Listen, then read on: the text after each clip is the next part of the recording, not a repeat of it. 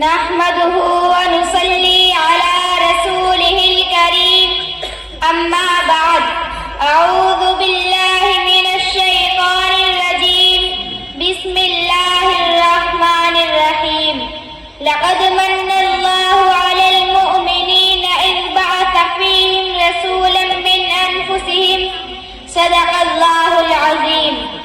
حضور آئے تو سر آفلی نشپا گئی دنیا، حضور آئے تو سر آفلی نشپا گئی دنیا، اندھیروں سے نکل کر روشنی میں آ گئی دنیا.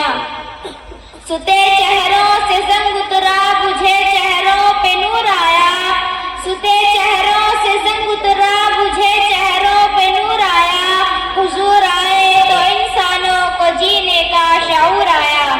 حکم مستحکم اور حاضرین گرامی، آج میں جس موضوع پر اظہار محفل ضمیر کرنا چاہتی ہوں وہ ہے حضور صلی اللہ علیہ وسلم کی آمد مسعود. سامعین کرام، تاریخ کے اوراق پلٹیے اور دیکھیے حضور صلی اللہ علیہ وسلم کی آمد سے قبل کیا تھا.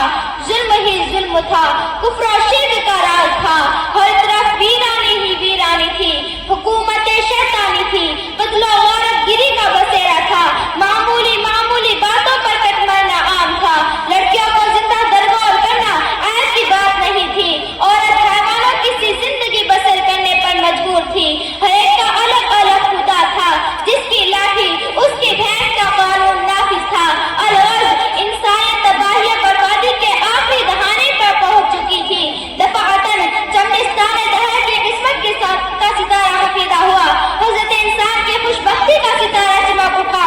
ظلمات کا اجالا کی خبر ہوئی کہ عظیم عبداللہ، جگر گوشہ آمنہ، شاہ حرم، حکمران عرب و عجم، قائد انسانیت، فرمانروائے عالم، شہنشاہ کونین، بروز پیر، 12 ربیع الاول 571 عیسوی کو عالم قدس سے عالم امکان میں بے بصر کو بابصر کرنے کے لیے، بے نظر کو بانظر کرنے کے لیے، مردہ دلوں کو حیات جاودانی دینے کے لیے، سینکڑوں ہزاروں کے پجاریوں کو ایک ایک کے در پر جھکانے کے لیے، ملکوں کی دوری اور اقوام اختلاف اور الوانی تفریق زبان مٹانے کے لیے، سب کی زبانوں پر ایک ہی کلمہ لا الہ الا اللہ محمد رسول اللہ جاری کرنے کے لیے قافلہ نبوت کے آخری مقتدا اور قصر نبوت کے آخری ستون بن کر تشریف لے آئے. سامعین محترم، آئیے آپ کو نبی صلی اللہ علیہ وسلم کی تعریف ایک انوکھے انداز میں سناتی ہوں. الف نے کہا